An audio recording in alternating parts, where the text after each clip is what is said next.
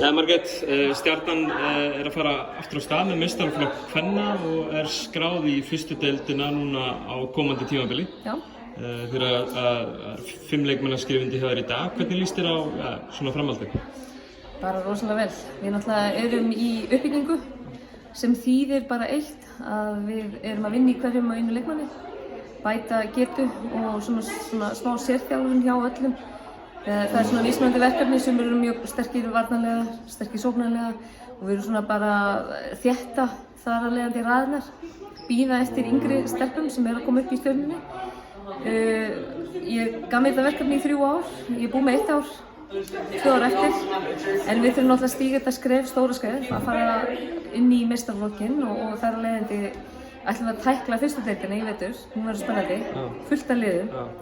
En ég held að hún verður líka þannig að það verður mikið ungu efniviði sem er að fá þarna tækifæri til þess að þróast sem leikmaður og leikmenn og þar af leiðandi held ég að verður mikil gullrót fyrir þessar ungu stelpur sem eru jafnvel ekki að komast að í sínum félagsliðum að sækjast í þessa klúbba og ég sé fram á það að verði slatti af færslum á milli, sérstaklega yngri leikmanna sem eru svona, já, ekki að fá tækifæri, svolítið mikið út í horni á sínum æfingum og eru mikið á bekkjónum í staðan fyrir að fá að spila og ég er nú talsmaður þess að ungar stúlkur, 16 til 19 ára, þurfa spilatíma.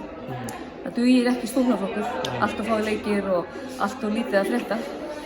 Þannig að já, ég er svona að reyna að búa til plattform eða svona svæði fyrir þessar stúlkur til þess að eiga séns á að bæta sig því að það er fullt af ungum metnaðarfullum stelpum sem vilja virkilega verða góðar, komast til Ameríku í háskólabolta og þá þurfa þær að vera að spila. Og það er ekkert endilega það að þær þurfa að vera að vinna leiki, það er ekkert til dæmis það sem bandarískir leikmenn eða þjálfarar eru að skoða, þeir eru að skoða, þú veist, þeirra spilamennsku og þær þurfa bara að fá góða þjálfun og tækifæri. Eins og segir, mörg lið, persónulega man ég ekki eftir 9 liða, ég meina það eru 8 lið og 1 B-lið í fyrstu deild kvenna. Þetta hlýtur að vera jákvætt. Svakalega jákvætt. Já. Það getur ekki þýtt neitt annað. Kannski náttúrulega hængur á því að úrvalsdeildin verður þá mönnuð mestmegnis með eldri leikmönnum, púra eldri leikmönnum og erlendu leikmönnum. En það kemur bara ljós og það kannski er bara svolítið svona að verða þá eins og karlamegin þegar. Svolítið mikil reynsla í erlendu leikmönnum sem koma í klúbbana karlamegin og vonandi bara stíga dóminósdeildarliðin upp og eru með góða mannskap sín megin og borga vel. Það þýðir ekkert annað.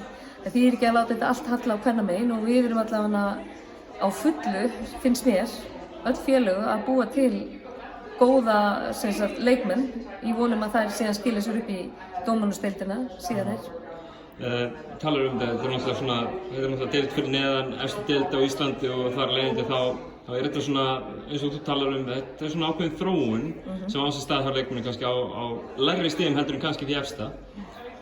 Gífurlega efnileg lið í deildinni eins og Grindavík og Njarðvík og mikið efnileg leikmenni hjá mörgum liðum. Hvernig er Stjörnuna að ganga saman og setja saman lið í þetta? Prógrammið er náttúrulega bara nýbyrjað. Við erum að láta 5 leikmenn skrifa hérna undir og markmiðið var hjá mér alltaf að búa til liðið sem kæmi héðan úr Garðabæ sem kjarni og síðan myndi bætast utan á það leikmenn sem kannski eru að koma utan af landi sem eru að koma í skóla til höfuðborgarsvæðisins eða eru að flytja á þetta svæði. Svona minna að pæla í nákvæmlega samsetningu lið og ég er ekki að sækjast eftir leikmönnum eitthvað hinga og þanga ákveðnu, þú veist, típum eða í ákveðnu hlutverk. Ég vil frekar bara reyna að vinna úr því sem ég er með en það er náttúrulega allir velkomnir. Alltaf gaman að fá fólk eða stelpur sem eru metnaðarfullar og langar að verða betri. En þetta er ekki pælingin í að stóla og vera að vinna leiki. Við verðum með ákveðið markmið fyrir leikina og ef við sigurum þau markmið þá er ég glöð og ég er búin að halda fundi með stelpunum og tilkynna hvernig prógrammið mitt kemur til með að líta út. Og ég er svolítið að stóla á að ég verði með frábæran aðstoðarþjálfara, það reyndar ekki frágengið en vonandi því að það er í vinnslu með það allt saman. Og já, við erum að stóla á að tengja þetta við yngri flokkana hjá Stjörnunni en við þurfum klárlega leikmenn, það er ekkert flókið, við þurfum ég myndi segja 3-4 leikmenn í viðbót má segja, ef við erum svona stefna sem þú talið með að tengja þetta við yngri flokka, Stjörnuna þá stelpur, mestmegnis af svæðinu. Liðið náttúrulega dregur sig úr keppni fyrir ári síðan vegna þess að það var erfitt að halda uppi einhverju öðru.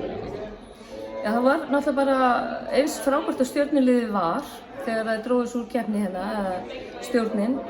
Og á þess að ég ætla endalaust að vera hjakkin í það, en þú veist það er bara flott að ræða það, en þá kannski vantaði í þá uppbyggingu pælingurinn gegnum yngri flokkana og ég er svo ánægð með það. Þar erum við með Dani, við erum með Ægi, við erum með Hlyn, alveg að gera geggjaða hluti og ég sé núna svona allavega ég sé gluggann í því að tengja það.